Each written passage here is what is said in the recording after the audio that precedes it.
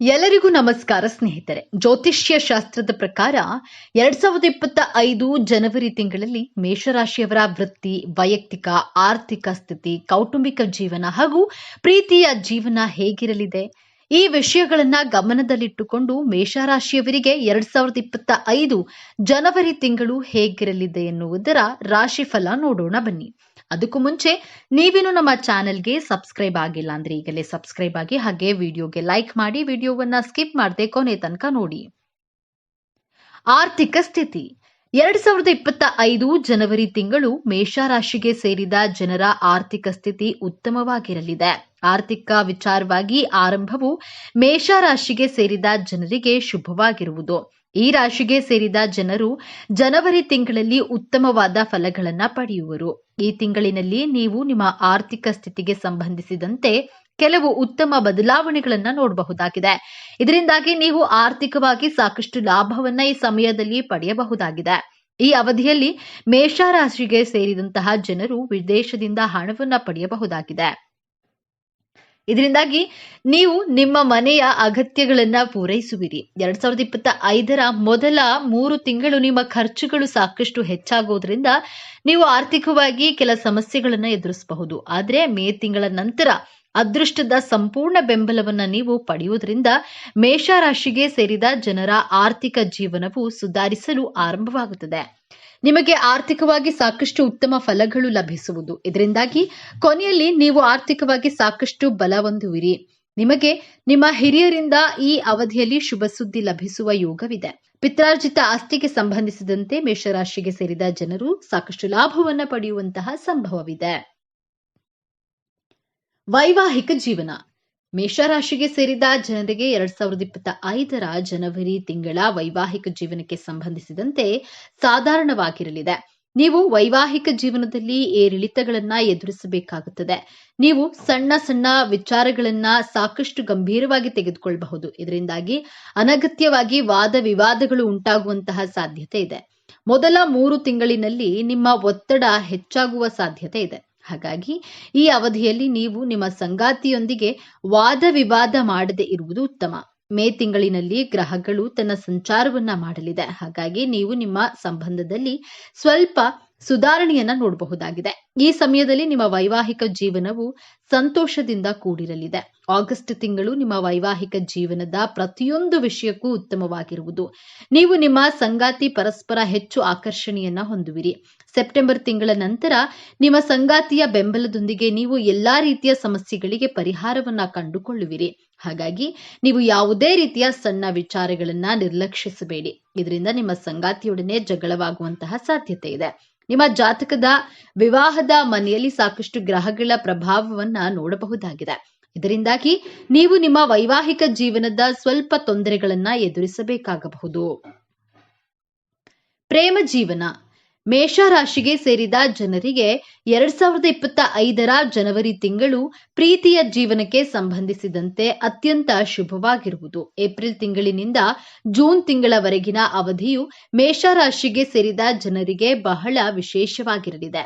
ಈ ಅವಧಿಯಲ್ಲಿ ಮೇಷರಾಶಿಗೆ ಸೇರಿದ ಜನರು ವಿಶೇಷ ವ್ಯಕ್ತಿಯನ್ನ ಭೇಟಿಯಾಗುವ ಸಂಭವವಿದೆ. ಹಾಗೆ ಪ್ರೇಮ ನಿವೇದನೆಯನ್ನ ಮಾಡಬೇಕೆಂದಿರುವ ಜನರಿಗೆ ಉತ್ತಮವಾದ ಸಮಯವಾಗಿರುವುದು. ಹಾಗಾಗಿ ನಿಮ್ಮ ಪ್ರೀತಿಯನ್ನ ನಿಮ್ಮ ಸಂಗಾತಿಗೆ ಹೇಳಿಕೊಳ್ಳಬಹುದಾಗಿದೆ. ಸೆಪ್ಟೆಂಬರ್ ತಿಂಗಳಿನಿಂದ ನವೆಂಬರ್ ತಿಂಗಳ ಅವಧಿಯು ಮೇಷರಾಶಿಗೆ ಸೇರಿದ ಜನರ ಪ್ರೀತಿಯ ಜೀವನಕ್ಕೆ ಸಂಬಂಧಿಸಿದಂತೆ ಸಾಧಾರಣವಾಗಿರುವುದು. ಈ ಅವಧಿಯಲ್ಲಿ ನೀವು ನಿಮ್ಮ ಸಂಗಾತಿಯೊಂದಿಗೆ ಅತ್ಯುತ್ತಮವಾದ ಸಮಯವನ್ನ ಕಳೆಯುವುದರೊಂದಿಗೆ ನಿಮ್ಮಿಬ್ಬರ ಸಂಬಂಧ ಇನ್ನಷ್ಟು ಬಲಗೊಳ್ಳುವುದು. ಆದರೆ ನೀವು ಈ ಅವಧಿಯಲ್ಲಿ ಸ್ವಲ್ಪ ಎಚ್ಚರಿಕೆಯಿಂದ ಇರುವುದು ಉತ್ತಮ. ಮೇಷರಾಶಿಗೆ ಸೇರಿದ ಜನರು ತಮ್ಮ ಸಂಗಾತಿಯೊಂದಿಗೆ ಅನಗತ್ಯ ವಿಚಾರಗಳಿಗೆ ವಾದ ವಿವಾದ ಅಥವಾ ಜಗಳವನ್ನ ಮಾಡುವುದನ್ನ ತಪ್ಪಿಸಬೇಕು. ಈ ಅವಧಿಯಲ್ಲಿ ನೀವು ಶಾಂತ ರೀತಿಯಲ್ಲಿರುವ ಮೂಲಕ ನಿಮ್ಮ ಸಂಗಾತಿಯ ಮಾತುಗಳನ್ನ ಆಲಿಸುವುದು ಮತ್ತು ಅರ್ಥ ಮಾಡಿಕೊಳ್ಳುವುದು ಉತ್ತಮ. ಕೊನೆಯ ತಿಂಗಳು ಅಂದ್ರೆ ಡಿಸೆಂಬರ್ನಲ್ಲಿ ನೀವು ನಿಮ್ಮ ಪ್ರೀತಿಯ ಜೀವನದಲ್ಲಿ ಹೊಸ ಉತ್ಸಾಹವನ್ನ ನೋಡುವಿರಿ. ಯಾಕಂದ್ರೆ ಬುಧ ಗ್ರಹವು ನಿಮ್ಮ ಜಾತಕದಲ್ಲಿ ಅತ್ಯುತ್ತಮವಾದ ಸ್ಥಾನದಲ್ಲಿರುವನು. ಹಾಗಾಗಿ ನಿಮ್ಮ ಪ್ರೀತಿಯ ಜೀವನದಲ್ಲಿ ರೊಮ್ಯಾನ್ಸ್ ಹೆಚ್ಚಾಗಲಿದೆ.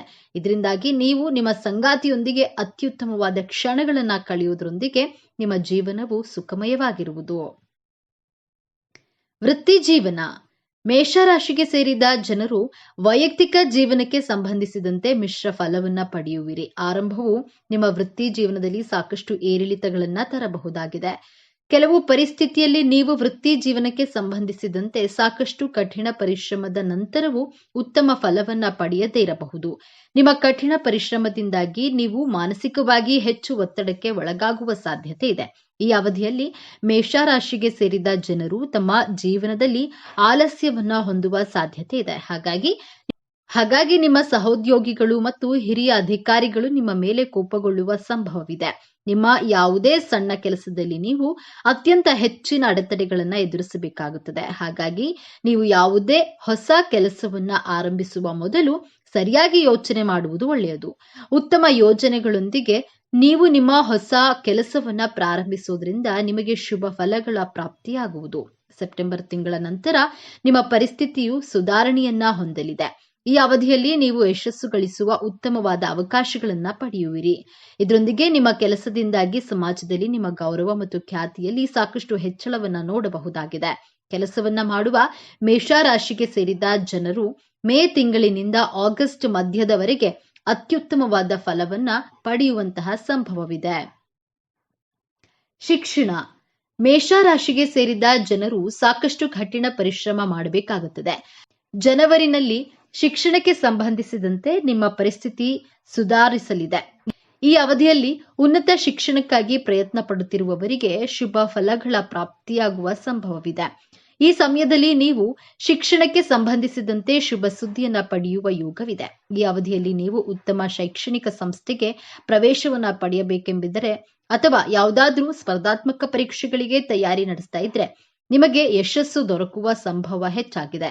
ಮೇಷರಾಶಿಗೆ ಸೇರಿದ ಜನರು ವಿದೇಶದಲ್ಲಿ ಓದಬೇಕೆಂದು ಪ್ರಯತ್ನವನ್ನ ಪಡ್ತಾ ಇದ್ರೆ ಏಪ್ರಿಲ್ ತಿಂಗಳಿನ ನಂತರ ನಿಮಗೆ ಯಶಸ್ಸು ದೊರಕುವ ಸಂಭವ ಹೆಚ್ಚಾಗಿದೆ. ಏಪ್ರಿಲ್ನಿಂದ ಸೆಪ್ಟೆಂಬರ್ ತಿಂಗಳವರೆಗಿನ ಅವಧಿಯಲ್ಲಿ ಮೇಷರಾಶಿಗೆ ಸೇರಿದ ವಿದ್ಯಾರ್ಥಿಗಳಿಗೆ ಸರ್ಕಾರಿ ಉದ್ಯೋಗಕ್ಕೆ ಸಂಬಂಧಿಸಿದಂತೆ ಉತ್ತಮ ಅವಕಾಶಗಳು ದೊರಕುವ ಸಂಭವವಿದೆ. 2025 ಸೆಪ್ಟೆಂಬರ್ ತಿಂಗಳಿನಲ್ಲಿ ನಿಮ್ಮ ಜಾತಕದಲ್ಲಿ ಪ್ರಮುಖವಾದ ಗ್ರಹಗಳು ಉತ್ತಮ ಸ್ಥಾನದಲ್ಲಿ ಇರುವುದು. ಹಾಗಾಗಿ ಈ ಅವಧಿಯಲ್ಲಿ ನೀವು ಶಿಕ್ಷಣಕ್ಕೆ ಸಂಬಂಧಿಸಿದಂತೆ ಯಶಸ್ಸನ್ನ ಪಡೆಯುವ ಸಂಭವವಿದೆ. ಆರೋಗ್ಯಕ್ಕೆ ಸಂಬಂಧಿಸಿದಂತೆ ಮೇಷರಾಶಿಗೆ ಸೇರಿದ ಜನರಿಗೆ ಮಿಶ್ರವಾಗಿರುವುದು. ಯಾಕಂದ್ರೆ ಗ್ರಹಗಳ ಸಂಚಾರದಿಂದ ಈ ರಾಶಿಗೆ ಸೇರಿದ ಜನರಿಗೆ ದೈಹಿಕವಾಗಿ ಕೆಲವು ನೋವುಗಳು ಉಂಟಾಗುವ ಸಾಧ್ಯತೆ ಇದೆ. ಸಣ್ಣ ಪುಟ್ಟ ದೈಹಿಕ ಸಮಸ್ಯೆಗಳಿಂದಾಗಿ ನೀವು ಜೀರ್ಣಕ್ರಿಯೆಗೆ ಸಂಬಂಧಿಸಿದಂತೆ ಕೆಲವು ಸಮಸ್ಯೆಗಳನ್ನ ಎದುರಿಸಬೇಕಾಗಬಹುದು. ಇದರೊಂದಿಗೆ ಮೇ ತಿಂಗಳ ಮಧ್ಯದಲ್ಲಿ ಆಗಸ್ಟ್ನವರೆಗೆ ಅವಧಿಯಲ್ಲಿ ಹೊಟ್ಟೆ ನೋವಿಗೆ ಸಂಬಂಧಿಸಿದಂತೆ ಸಮಸ್ಯೆಗಳನ್ನು ಎದುರಿಸುವಿರಿ. ಈ ಅವಧಿಯಲ್ಲಿ ನೀವು ಯಾವುದೇ ರೀತಿಯ ಹೊಟ್ಟೆ ನೋವಿಗೆ ಸಂಬಂಧಿಸಿದ ಸಮಸ್ಯೆಗಳನ್ನು ನಿರ್ಲಕ್ಷಿಸಬೇಡಿ. ಈ ಅವಧಿಯಲ್ಲಿ ನೀವು ಹೊಟ್ಟೆಗೆ ಸಂಬಂಧಿಸಿದಂತೆ ತೊಂದರೆಗಳನ್ನ ಎದುರಿಸ್ತಾ ಇದ್ರೆ ನೀವು ವೈದ್ಯರ ಸಲಹೆಯನ್ನ ಪಡೆಯಬಹುದು. ಈ ಸಮಯದಲ್ಲಿ ನಿಮ್ಮ ಆಹಾರದ ಬಗ್ಗೆ ಕಾಳಜಿಯನ್ನ ವಹಿಸಿ. ಸಾಕಷ್ಟು ಪೌಷ್ಟಿಕವಾದ ಆಹಾರವನ್ನ ತಿನ್ನಲು ಪ್ರಯತ್ನಿಸಿ ಮತ್ತು ನಿಮ್ಮ ಆರೋಗ್ಯವನ್ನ ಉತ್ತಮವಾಗಿರಿಸಿಕೊಳ್ಳಲು ನೀವು ಜಿಮ್ಗೆ ಸೇರಬಹುದು. ನಿಮ್ಮ ತಂದೆಯ ಆರೋಗ್ಯದ ದೃಷ್ಟಿಯಿಂದ ಉತ್ತಮವಾಗಿರಲಿದೆ. ಈ ಅವಧಿಯಲ್ಲಿ ನಿಮ್ಮ ತಂದೆಯ ಆರೋಗ್ಯ ಸುಧಾರಿಸುವುದು. ನೀವು ನಿಮ್ಮ ಆರೋಗ್ಯದಲ್ಲಿ ಮೊದಲಿಗಿಂತ ಹೆಚ್ಚು ಸುಧಾರಣೆಯನ್ನ ಗಮನಿಸುವಿರಿ. ವಿಶೇಷವಾಗಿ ನಿಮ್ಮ ಪ್ರೀತಿ ಪಾತ್ರರ ಆರೋಗ್ಯಕ್ಕೆ ಸಂಬಂಧಿಸಿದಂತೆ ನೀವು ಸಾಕಷ್ಟು ಕಾಳಜಿಯನ್ನು ವಹಿಸುವುದು ಉತ್ತಮ. ಸ್ನೇಹಿತರೆ, ಈ ಮಾಹಿತಿ ನಿಮಗೆ ಇಷ್ಟವಾಗಿದ್ದಲ್ಲಿ ದಯವಿಟ್ಟು ಶೇರ್ ಮಾಡಿ, ಲೈಕ್ ಮಾಡಿ ಮತ್ತು ನಮ್ಮ ಚಾನೆಲ್ಗೆ ಸಬ್ಸ್ಕ್ರೈಬ್ ಆಗಿ. ಎಲ್ಲರೂ ಭಕ್ತಿಯಿಂದ ಓಂ ಶ್ರೀ ಶನೇಶ್ವರ ನಮಃ ಅಂತ ಕಮೆಂಟ್ ಮಾಡಿ. ಧನ್ಯವಾದಗಳು.